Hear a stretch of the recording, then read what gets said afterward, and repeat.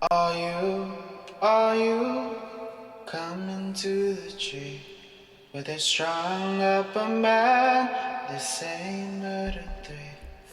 Strange things that happen here. No stranger would it be if we met at midnight in the hanging tree.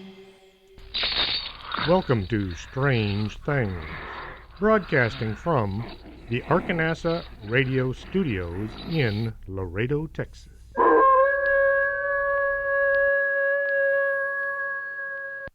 And welcome to the show. I'm your host, Chris James.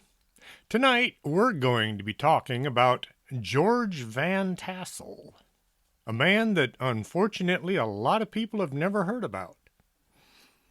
The reason I got off on the UFO subject this week, the Edinburgh UFO Conference was coming up, and I wanted to do several shows on flying saucers, but from the past. I'd watched a TV show about Van Tassel and thought, here's a guy that did a lot for the UFO community, and so few people today know who he was. Then all this craziness got going, like the toilet paper hoarding and other nonsense. The UFO conference in Edinburgh was rescheduled to August. I have boxes and boxes of books sitting in my office that I was going to take to the conference that will now have to sit there for a while. I was already getting the RV straightened out, and I was going to call the Orange Grove RV Park, even though I don't really need a reservation. I always like to call ahead, make sure that the place hasn't burnt down or something.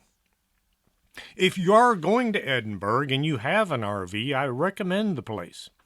Just bring cash or a check. They don't take credit cards. Not yet. I need to get with Noe Torres and see how this delay will affect the 2021 conference. You see, they start preparing for the conference 11 months before it takes place. Maybe I can get him on the show once more and talk about all the behind-the-scenes workings involved in putting on a conference. There's a lot of things that go on that people don't know about. So, unmark your calendar for April 2nd and remark them for August 13th, 14th, and 15th. The 13th is the open mic, where you get together at the Edinburgh Auditorium, which is right behind City Hall, 415 West University Drive in Edinburgh. It starts at 6 p.m. and runs until 8. The 14th is the festival. Bring the whole family. It's free and it's quite a show. Then on the 15th will be the conference, which is held at the Edinburgh Conference Center at Renaissance, 118 Paseo de Prado in Edinburgh. This is the Out of This World UFO Conference and Festival. You can find them on Facebook. Come on by and see me at my table. Maybe you'll buy a book or two. With all this craziness going on, it's time to do the human thing. Go next door and see how your neighbors are doing. Even if you don't know them, they're still your neighbors. We went to talk with all the folks living in our area. We don't have much, but if somebody needs something, we're willing to share. The toilet paper shortage is only going to last a short while. The people living around you will still be there this time next year, as long as we take a few minutes to show them we care. When this is all over, the hoarders will get what's coming to them. It's one thing to have gone into this mess prepared like Bert Gummer. It's another to see people running through the grocery stores with more toilet paper than anybody ever needs. They're trying to get rich selling it on eBay. Well, their time will come. Some folks get George Van Tassel and George Adamski confused. They both were here around the same time. They were very much into UFOs. They both were what people called contactees. This was before the idea of abductees came along. 1957, Antonio Villas-Boas case came from Brazil. It didn't receive very much attention until several years later. It was kind of a out-of-the-way location from the U.S. Publicity was generated by the Betty and Barney Hill abduction case in 1961, and this kind of opened the door to the BIOS story. George Adamski was born April 17, 1891. He was a Polish-American citizen and an author who became widely known in UFO circles and to some degree in popular culture. He was able to photograph spaceships from other planets. He also met with what he called friendly Nordic alien space brothers, and he took a flight with them to the moon and a few other planets. Adamski died in 1965. Now, George Van Tassel was born in Jefferson, Ohio in 1910. He grew up in a fairly normal, prosperous, middle-class family. He left high school in the 10th grade, and he went to work at a municipal airport near Cleveland. While working at the airport, George got his pilot's license. At age 20, he moved to California, where he worked as an automobile mechanic for his uncle, Glenn Payne. His uncle ran a garage gas station. Back then, the two kind of went together anywhere you were. Just about every gas station also had a garage where you could fix most things under the hood. You could also buy tires and get an oil change. They didn't have any food, and the only drinks were in coolers set next to the wall. Some gas stations did have restaurants attached. This was back when you pulled into the station and a bell would ring. A guy in uniform would come out and ask what kind of gas you wanted. You had regular and you had high test. It had more octane. As the car was being filled, the attendee would clean your windshield and he would check your tires. He'd open the hood and he'd check the oil to make sure you had enough and it wasn't in need of changing. That was why they called them service stations. If you had a low tire, the attendant would fill it with air for free. Gas was about 50 cents a gallon back then. I remember filling up my pickup thinking, man, this tank full of gas costs too much. It would be like $8 or $10. While pumping gas at the garage, George met Frank Kritzer, an eccentric loner who claimed to be working a mine somewhere near Giant Rock, which is a 7-story boulder near Landers, California. The rock is the largest freestanding rock in the world, with a footprint of 5,800 square feet. Here in Texas, we have the Enchanted Rock. It's a lot bigger than the Giant Rock, coming in at 640 acres. However, most of the Enchanted Rock is underground. The Giant Rock sits on the surface as if it were dropped there by some unknown force. Native Americans of the Joshua Tree, California area considered the Giant Rock to be sacred. 1930s, Frank Kritzer was a German immigrant trying to make a living in the desert as a prospector. Inspired by the desert tortoises that would dig a hole into the ground in order to remain cool, Kritzer dug out a home on the north side of the rock with the assistance of dynamite. He engineered a rainwater collection system and a tunnel for ventilation. The underground home was never hotter than 80 degrees and never cooler than 55. Kritzer transformed the nearby ancient lake bed into an airport. In 1941, the airport was averaging about a plane a day. Talking with each other over time, George became interested in what Frank was doing. Anytime Frank had automobile trouble, George would work on the car for free. On a few occasions, George gave Frank a few dollars to make ends meet. Him and his uncle must have invested a few bucks into Frank's mining because Frank kept in close contact with them over the years. George became an aircraft mechanic and then a flight inspector in the 30s. He worked at Lockheed International and Douglas Aircraft. George was also close friends with Howard Hughes. George kept in contact with Kritzer. Frank Kritzer had staked a claim in the Giant Rock area. He knew that he could fashion a house under the Giant Rock. Then he would enjoy cooler temperatures in the summer and burn less fuel in the winter. He'd only built a one-room, subterranean home with a doorway facing west and a storage room towards the east. He had attached a radio antenna to the top of the rock for better signal on his two-way radio. Frank was into shortwave radios.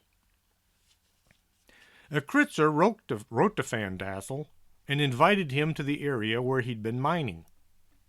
Van Tassel and his uncle drove to the remote location where they got to see the living space Kritz had built under the Giant Rock.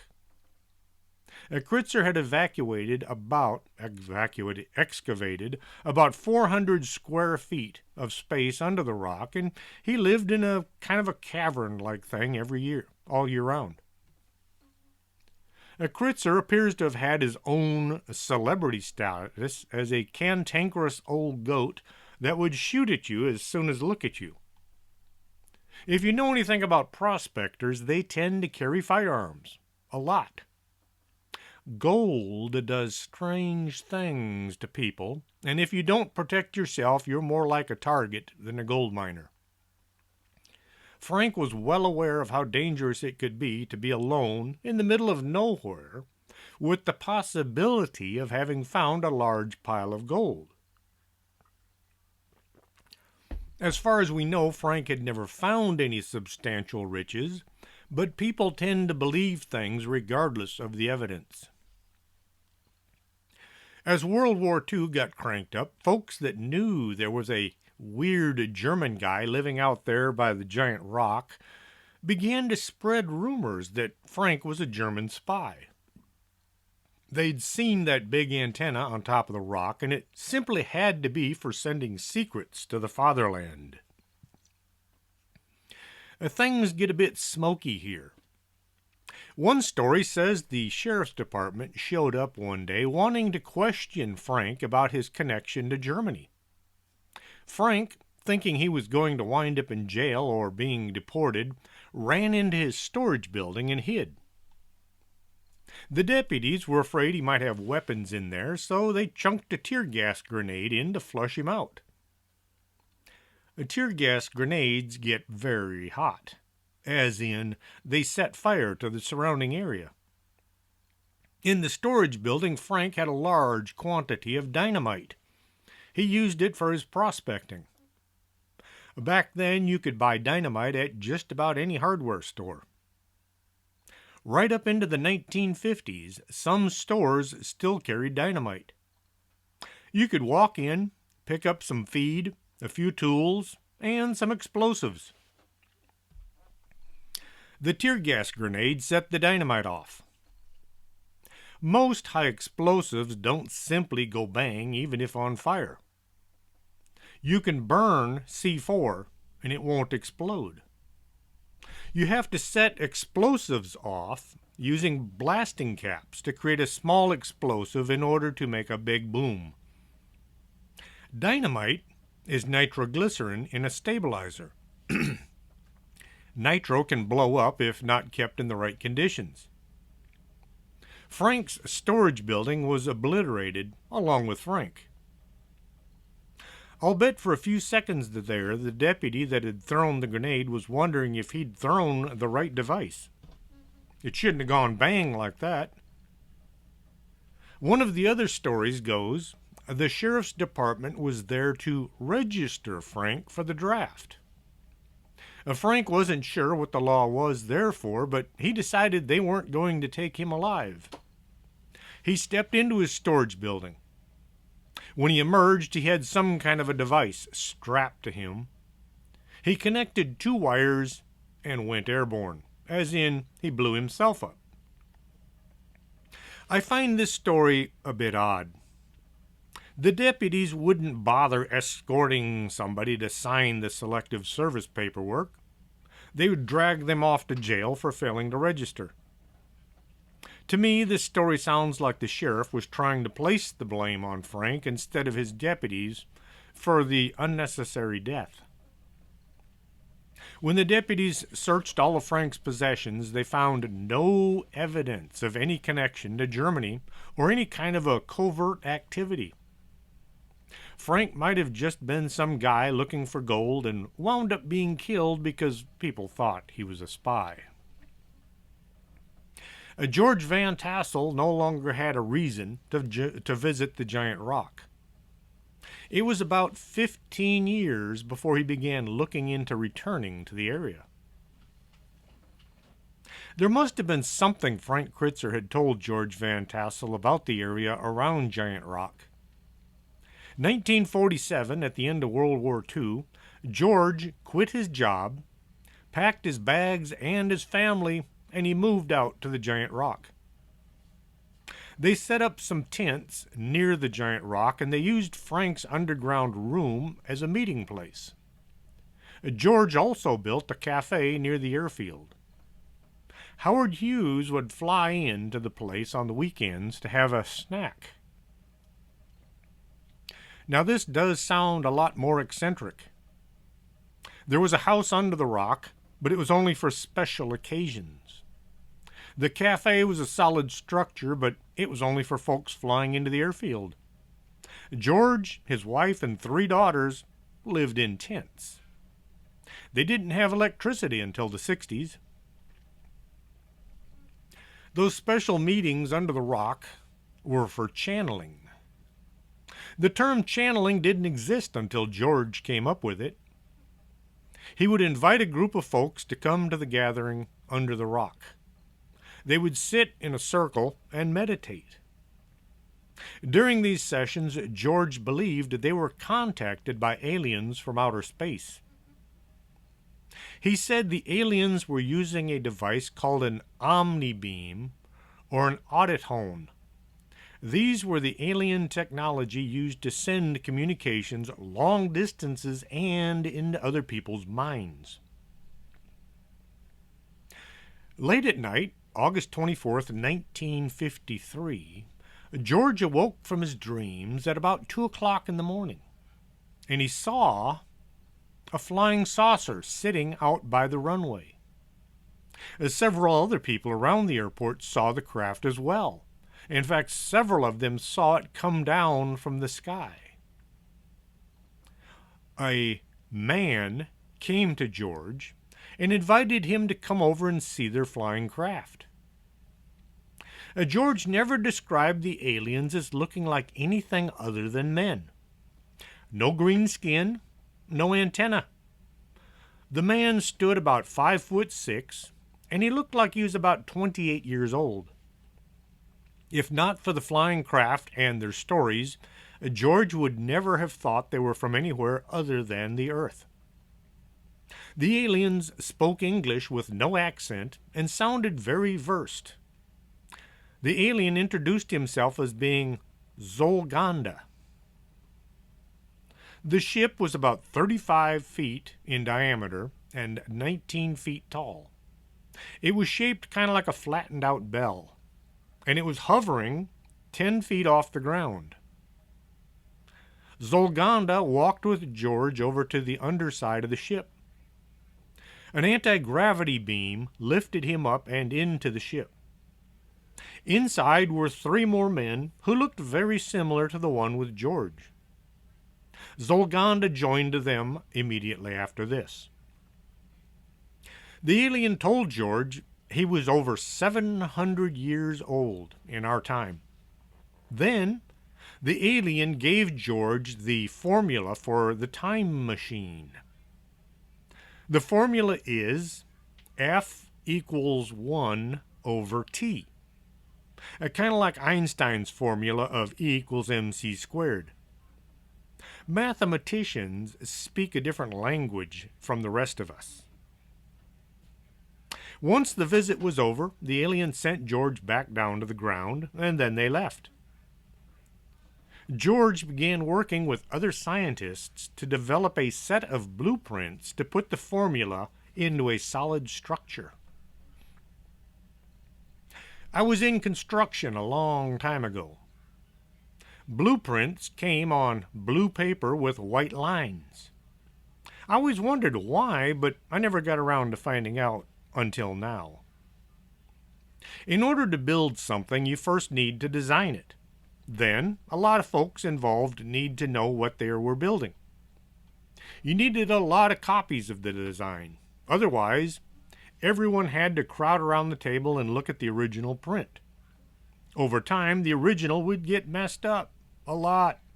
Have you ever been to a construction site? The only way to make copies was to hand draw them, each one based off the original. Now this reminds me of a joke. Don't worry, it's family friendly. Way back when things were nasty, there was no deodorant and nobody bothered to bathe. A young monk had decided his mission in life was to help copy the Bible. The printing press hadn't been invented yet. He set out on foot to the local monastery where the Bible was being written, one copy at a time, by hand. The young monk reported to the head priest and told him his mission. The old priest told the young monk he was very much needed and then showed him what he needed to do. Take a blank book. It's just a bunch of pages stuck together. Then, grab one of the Bibles already written out.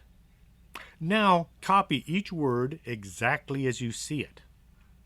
Once you're done, add your new Bible to that stack over there and then get started again. The young monk was ecstatic. He was doing his life's mission. One day, he noticed he'd made a little mistake. Well, that's not right, he said as he quickly scraped the ink off the page. Books were made out of vellum back then and not paper. As he made the correction, the monk got to thinking, what if? What if I hadn't caught my mistake? The next monk copying my Bible would have made the same mistake as me.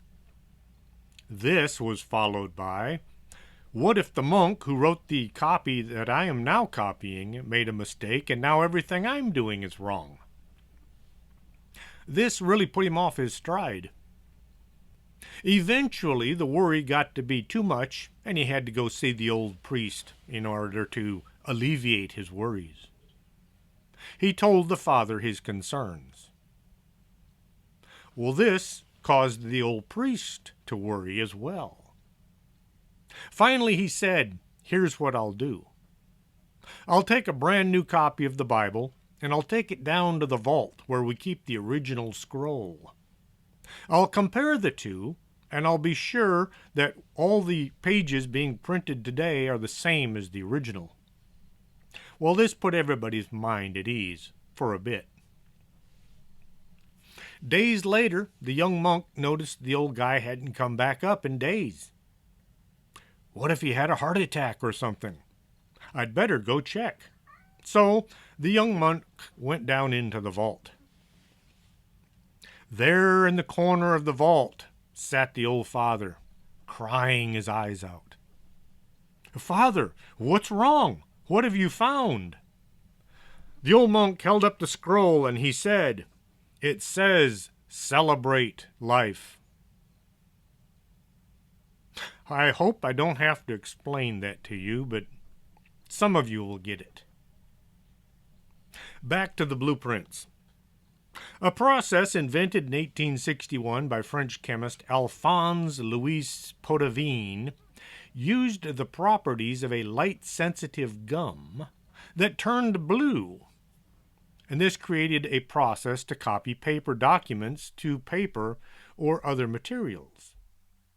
The result is a blue negative conversion where the black lines become white and the background turns blue.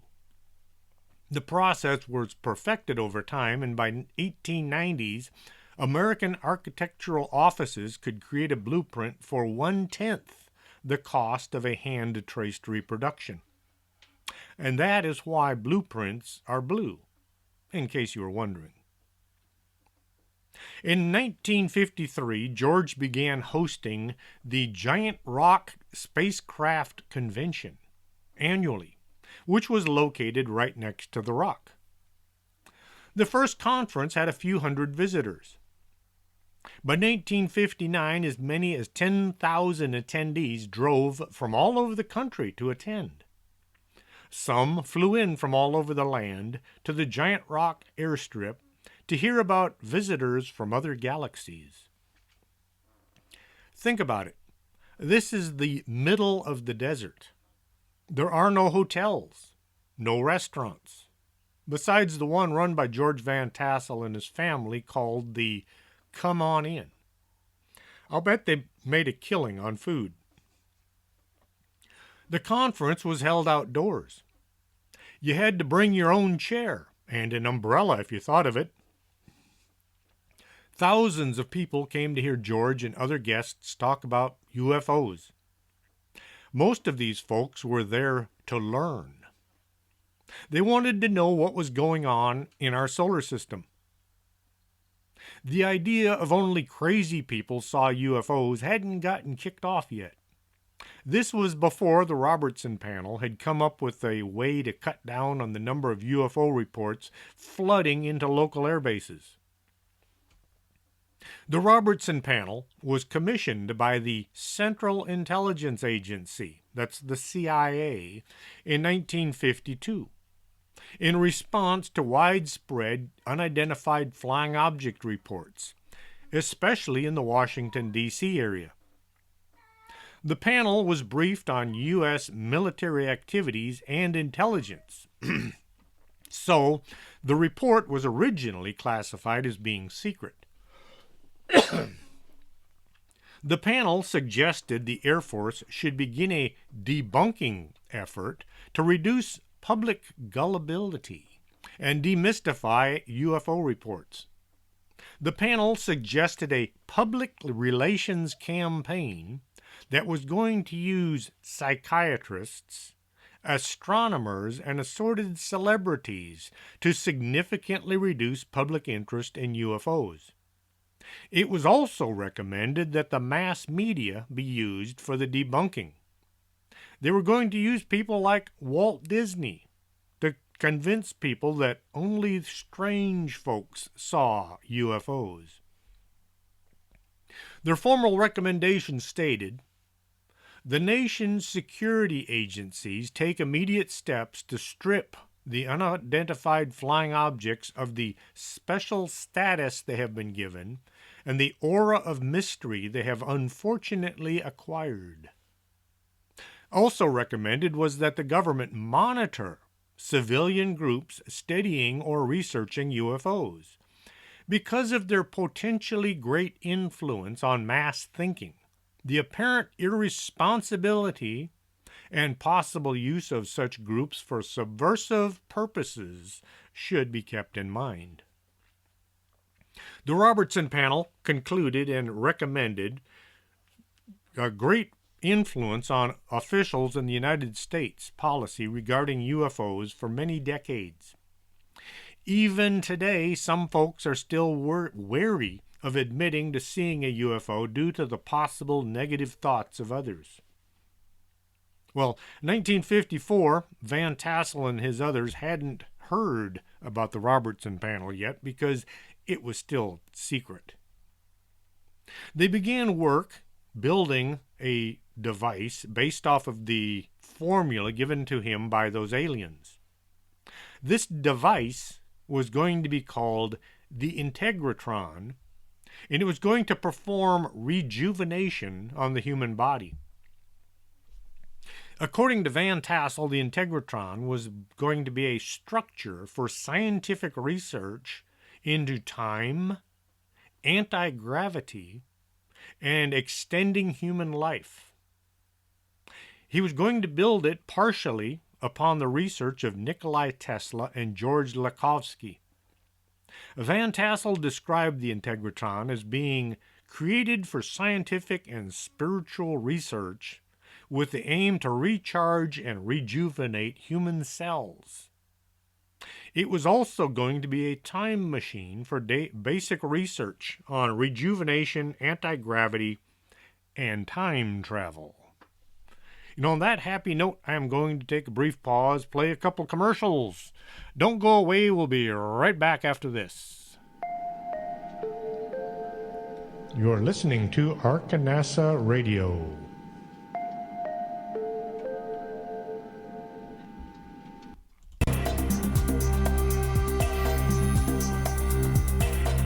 Did you hear a bump in the night and you think it just might be a ghost? Contact the Laredo Paranormal Research Society at laredoparanormal@hotmail.com. That's the LPRS for all your otherworldly needs.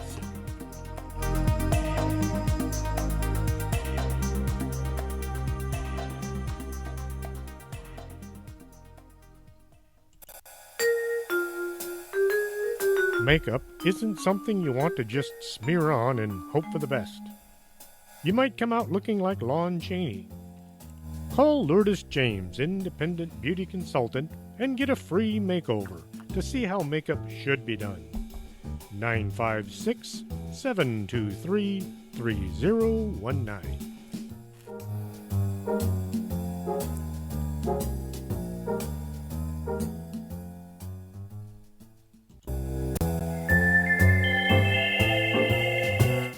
If you need to squint and hold things out at arm's length to see them, maybe you should get your eyes checked.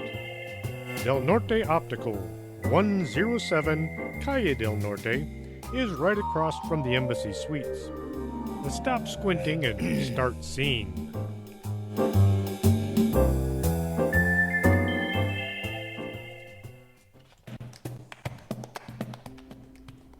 Coffee, nectar of the gods. And at the Organic Man Coffee Trike, you'll find coffee made the right way, one delicious cup at a time. Stop on by 4501 McPherson, Suite number 9. And remember, life is too short to drink bad coffee.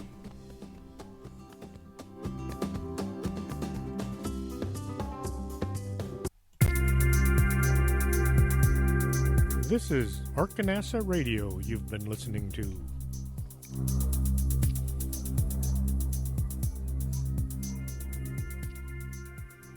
And welcome back to the show.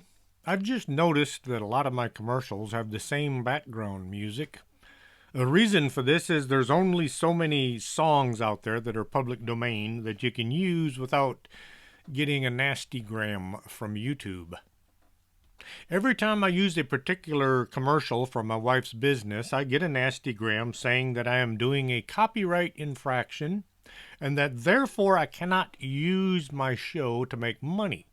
I guess they don't realize I don't make any money doing this show. It's a hobby. One of these days I'm actually going to get around to re-recording all of my commercials, but since there are 10 of them and it does take a bit of time to do each one, I'll have to wait till I'm on vacation or something, and since I'm retired, well, I never go on vacation. So, anyway, getting back to George Van Tassel. There are some odd things associated with the whole UFO community that has nothing to do with flying saucers, at least as far as we can tell. July 1954, as the work on the Integratron was getting started, there was a bizarre death not too far away. Florence Mina Thiel, a 40-year-old proofreader from a publishing company, was on her way to the Giant Rock get-together. She wanted to get there ahead of everybody else so she could interview people with the hopes of becoming a journalist. She hoped her first article on the UFO community and some in-depth interviews with the speakers would catapult her along in her new career. Florence left L.A. and drove out to the area by herself. What a lot of people don't realize is some of that desert sand isn't very solid. You can get stuck. Well, Florence managed to get stuck. She walked along the side of the road, which is just 2 tracks in the dirt in the sand, until she came to a cabin where she thought she would seek refuge. The owners of the desert cabin came home and found that there was a broken window. Next to the window was a note and $3. The note said, "I am exhausted and I must have water. I do not believe I can last much longer." It looked as if Florence was desperate for water, so she broke the window in order to get inside. Well, the cabin didn't have any water. There was no pump, there was no city water, and the inhabitants hadn't left any water behind. In some communities out in the desert, water has to be brought from a central location. Florence left the money to pay for the broken window. She then turned back to her vehicle, which was still stuck in the sand 2 miles down the road. And now it's time for another personal story. I worked as a Border Patrol agent and a medic for years. I was one of the few agents that the aliens actually wanted to see come driving up. I was there to make the hurt go away. One year we were detailed out to El Centro because folks were trying to sneak across the desert, only to discover it's very hot and there's no water out there. We worked the desert looking for anyone who was wandering about. This was both to catch illegal aliens and rescue anybody that was in trouble. To the west of El Centro is Plaster City. They make drywall there, and everything is covered in sheetrock dust. There's a road that runs straight north from there, and we would drive this road several times a day. It wasn't unusual to find vehicles stuck in the sand, so one day I passed a Chevy pickup that was sitting on its frame. You could tell the driver had spent some time trying to get out of the sand, only to make matters worse. I stopped and I checked the vehicle to see if the owner was there, and then I called in the location.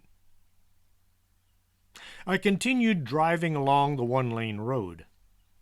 A few of the other guys in the area came by and they had a look to see if the owner was around, kind of circling the area a couple of miles out. After a few hours, one of the guys called us over his radio saying he spotted a group walking across the desert. He was making his way over to see if they were citizens or not. After a bit, he called and he said he could see 3 women. They were mostly naked, walking through the sand. And just to make things a little weirder, he said they're carrying a 12-pack of beer. Naturally, we thought this guy's just trying to pull our legs. He's just trying to make fun of us. It alleviates the tension of the day. Well, finally, the guy that had called out the 3 women announced that he now had all 3 of them in his vehicle. The story unfolds as follows. A group of dancers from L.A. had decided to drive through the desert early in the morning. They followed any little roads they came to, trying to wind their way around to a group of mountains called the Superstition Mountains. Now, this has nothing to do with the gold, nothing to do with the Lost Dutchman's mine. It's a different set of mountains. They were supposed to meet another group that were camping there by the mountains. The driver got off to the side of the packed sand road and their vehicle got stuck. They spent several hours trying to get unstuck. When the sand refused to cooperate, the women decided they were just going to walk over to the Superstition Mountains because It was just right there, right on the horizon, and they wanted to get with their friends and see if one of them could come back and pull them out. You could see the Superstition Mountains. They're just right there, just a little ways across the desert. It was hot. Early in the morning, it was 90 degrees out. So these women, not knowing any better, stripped off just about all of their clothes. Then they left a few gallons of water in the pickup, but they took the beer in case they got thirsty. You can tell these women did not know what they were doing as far as survival goes. From where the pickup was stuck to the campsite was well over 10 miles across the desert, and the sun was coming up, and it was getting hotter. Healthy folks can walk about 3 miles an hour across rough terrain. 3 women in their underwear walking across the desert carrying nothing but beer can average about 2 miles an hour. At least that's how far they made before becoming rescued at about 11 o'clock. It was already well over 100 degrees. These women were lucky we found them. They were still miles from the mountains, and the camp was even farther to the north. They still had well over 4 miles to go, and it was already about 110 degrees out. We pulled their pickup out of the hole and then sent the women on their way with a warning to learn a bit more about surviving in the desert. Some people are alive today only because other people went out of their way to help them out. Now back to Florence. She had thought her best course of action was to walk back to her car and try to unstuck it some more. Let's face it, if you don't have the tools or the knowledge to get a vehicle out of the sand, you're wasting your time. She collapsed and died on the trail back to her car. When the authorities found her, Florence was only a few miles from Surprise Springs. Had she gone that direction instead of walking to the cabin, she would have probably made it. At her home, Florence's cat began to act as if he knew something was wrong. The cat wound up being taken by one of Florence's friends. The FBI had been keeping tabs on Van Tassel since 1947. Their file was quite thick. In it, there was a report about Florence. The report had been filed by someone in the Marine Corps. The author of the report had ideas that revolved around fears that some of the early UFO research groups were, sometimes, if not always, promoting communism by stating that their extraterrestrial buddies were dastardly Reds. For those of you that didn't grow up in the 60s and 70s, the Reds were the communists and the Pinkos were the ones that kind of were communists. So you had Reds and Pinkos and then everybody else.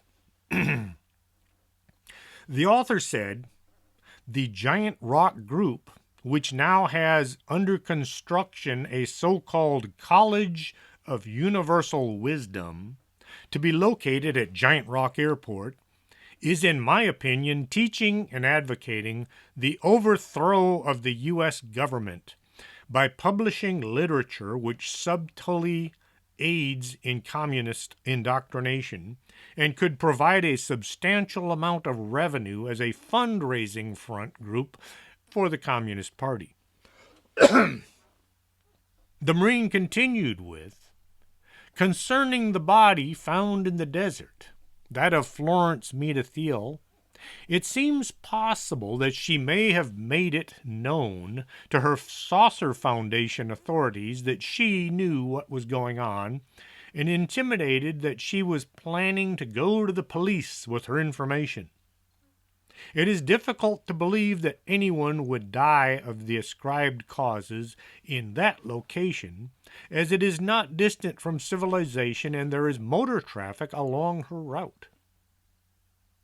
The FBI source was passed on the idea that Florence may have been murdered for what she knew about the connection between UFOs and communism. and also of plans on her part to speak with the police on such matters. A friend of mine, Nick Redfern, wrote the article I just ran through. He came to the conclusion that the most likely scenario is that Florence died because of 4 issues. A. Her water was gone. B. The sun was taking its toll on her at an ever-growing degree. Her car was stuck in the sand, and she was probably becoming disoriented. Why did a member of the military feel a need to share his thoughts with the FBI about Florence's death? Nick Redfern works full-time as a writer, lecturer, and journalist. He writes about a wide range of unsolved mysteries, including Bigfoot, UFOs, the Loch Ness monsters, alien encounters, and government conspiracies. Nick Redfern was on the show June 10th, 2016. I have many of his books, but I don't claim to have all of them because he is quite a prolific writer. The UFO gatherings continued with more folks showing up each year. People began selling souvenirs like UFO buttons and hats. There were songs you could buy and lots of books. No one had come out with any t-shirts yet. It just isn't a UFO convention without t-shirts. I have dozens. If you've never been to a conference, it's a lot different from watching a TV show. The TV production team begin with what they want the show to be about. Anything said or done that the production team don't want to use winds up on the floor of the cutting room. At conferences, you hear all the details lost in editing on a TV show. You also get to meet the speakers. I have managed to talk one-on-one with folks like Travis Walton. We had tables set up next to each other on several occasions. I met Stanton Friedman and Colonel Holt. You get a lot more out of attending conferences in person. George's brother, Jack, was assisting him building the Integratron, but he didn't really know what the device was for. Van Tassel's literature described the project, stating that the machine's purpose was to recharge energy into living cell structures to bring about longer life with youthful energy. He theorized that the body is an electrical device, and aging was a matter of the cells running out of power. The Integratron, capable of collecting up to 50,000 volts of static electricity from the air, would be a multi-frequency electrostatic charger for the human body, kind of like plugging in your cell phone. The structure is a 16-sided dome built of wood and concrete, and it's held together by glue and gravity electric neutral materials. In other words, things that don't interfere with the static electricity and are non-magnetic. The generating core was made of copper wire. Had it been placed into operation, candidates would have walked through the building, essentially a huge air capacitor, while wearing a white uniform. The charges distributed over a wide range of frequencies would affect every cell in the body. Some folks living back in the mid-1950s were becoming dissatisfied with a lot of what was coming out of Washington, kind of like today. The Integratron became a Noah's Ark, a vehicle or vessel that could deliver a chosen lot of followers to a secure place. Not a different place, just a better one. It's the dream as old as mankind to live forever and have some control in governing our time on the earth. Van Tassel was receiving huge donations from people that believed his project was going to take them into a new age. The Space Brothers were going to turn our planet into a utopia of sorts. Once the media got word of the construction project, Van Tassel was invited to appear on many TV and radio shows. You can still view many of his interviews on YouTube or just by searching for his name. Van Tassel also was a guest speaker at many colleges and universities throughout the country, as interest in UFOs heated up in the 60s and 70s. Like any public event, some people would show up that were, shall we say, not playing with a full deck. This is common today as it was back then. Some people call them the fridge. I learned a new one the other day. I was discussing Bigfoot with somebody and they asked me if I was a woo. I didn't know what a woo was at the time and I had to ask. It turns out that yes, I am a woo.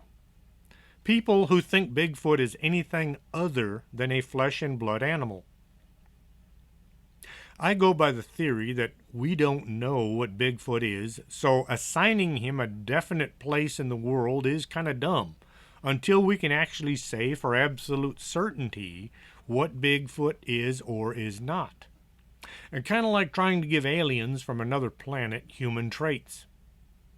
Why do aliens abduct people and conduct weird experiments on them? We don't know, and we won't know until they come down here and tell us. Well, Van Tassel wrote 6 books about his out-of-this-world experience, including I Rode in a Flying Saucer. You might be able to find a copy today, but watch out for those prices. I've seen some really huge markups just because the writer is no longer around. Van Tassel started a non-sectarian, non-profit organization for religious and scientific research called the College of Universal Wisdom. Van Tassel wasn't just talking about flying saucers. He said on many occasions that he had witnessed firsthand anti-gravity technology of the extraterrestrials' visits who had bases on the moon for centuries. Van Tassel claimed that the U.S. Air Force had developed anti-gravity technology in highly classified projects as early as 1956. Remember, he was working in the industry up until the end of World War II. Anti-gravity technology based on the principles of electrogravitics was discussed in open-source scientific literature up until 1956. After that, such research suddenly became highly classified. George was telling about one time, while working at the airport, a man rolled an airplane out, took off, flew it around the airport, and then landed. Everybody was amazed by this because the plane didn't make any sound. Once back on the ground, the pilot opened the cowling so that all the other airplane enthusiasts could look at the engine. The engine was a giant electromagnetic power plant. Didn't have any fuel tanks, and it didn't make any sound while flying. This was back in the 1950s. Construction of the Integratron proceeded at a painfully slow pace, but January 1978, Proceedings, which was the quarterly publication of the College of Universal Wisdom, reported the device was 90% complete. True to his original occupation as a test pilot, Van Tassel said he was going to be the first person to experience the power of the Integratron. With the big event drawing closer each day, it was a huge surprise when George Van Tassel was found dead. 3 months before the Integratron was to be switched on, George died. He died in 1978 of what some said was a heart attack. Oddly enough, his second wife had his body cremated before his sister or any of his children were notified of his death. It's almost as if somebody is trying to get rid of the evidence Van Tassel's first wife had died from cancer, and he'd married his second wife. Now, his second wife was on her third husband, as well as her third time being widowed. Shortly after George died, she went completely off her rocker. She went nuts. The core, the electronical coil in the center of the building, and other critical components of the Integratron disappeared shortly after Van Tassel's death. Nobody knows who took them or why. The Integratron was entered during Van Tassel's memorial service.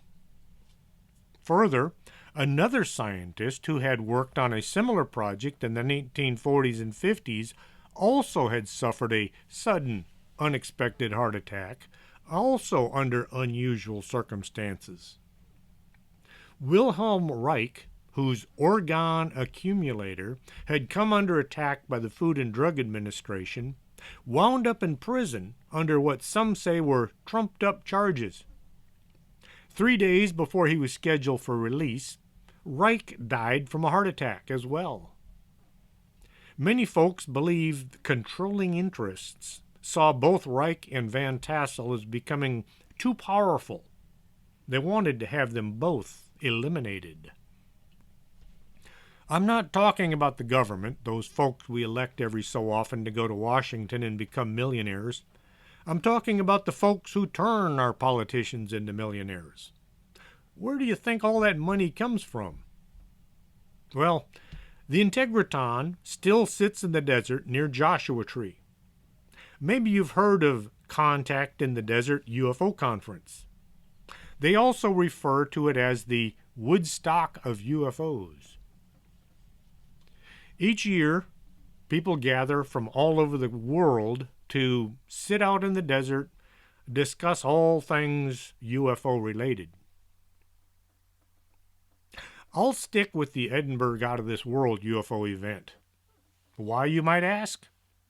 For me and my wife to go to Edinburgh costs us about $150 to $200, what with gas, the RV park rental, and food. That's all 3 days. Contact in the Desert would run $480 just for the tickets.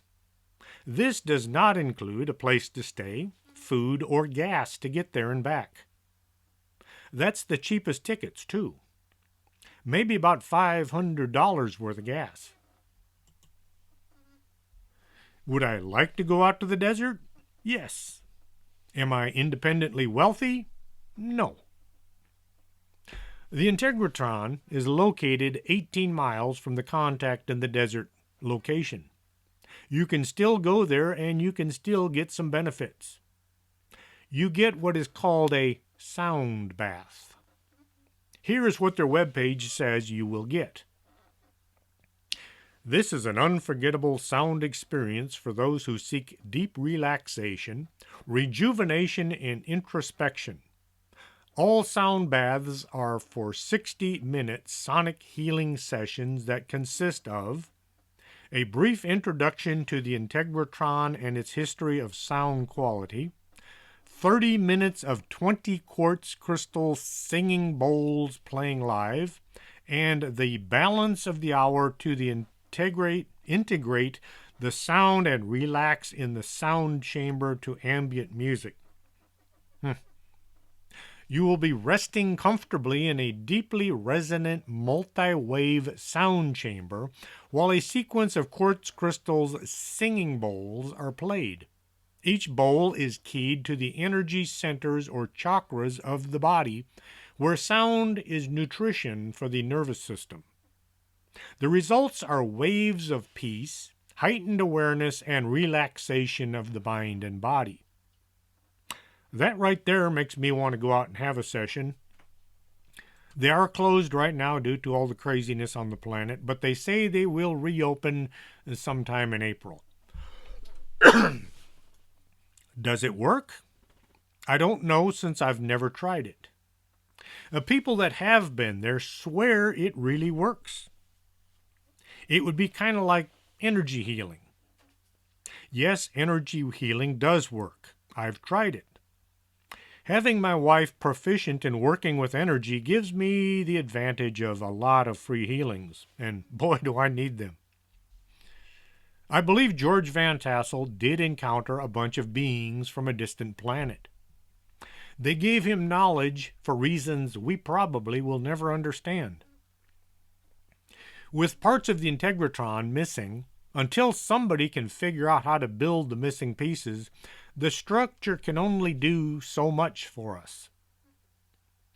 Arthur C. Clarke said, "Any sufficiently advanced technology is indistinguishable from magic."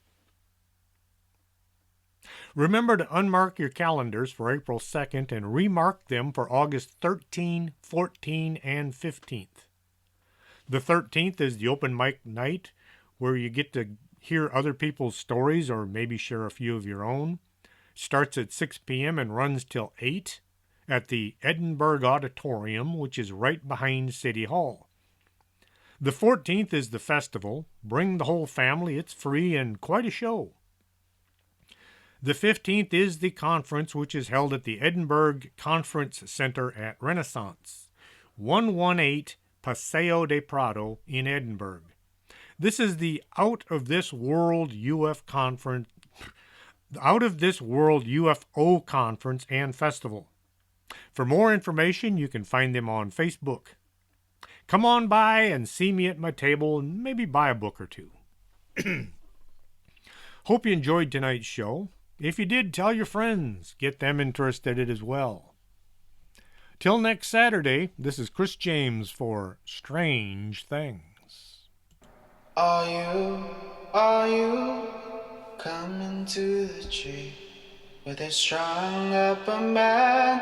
They say murder 3. Strange things that happen here. How stranger would it be if we met at midnight in the hanging tree?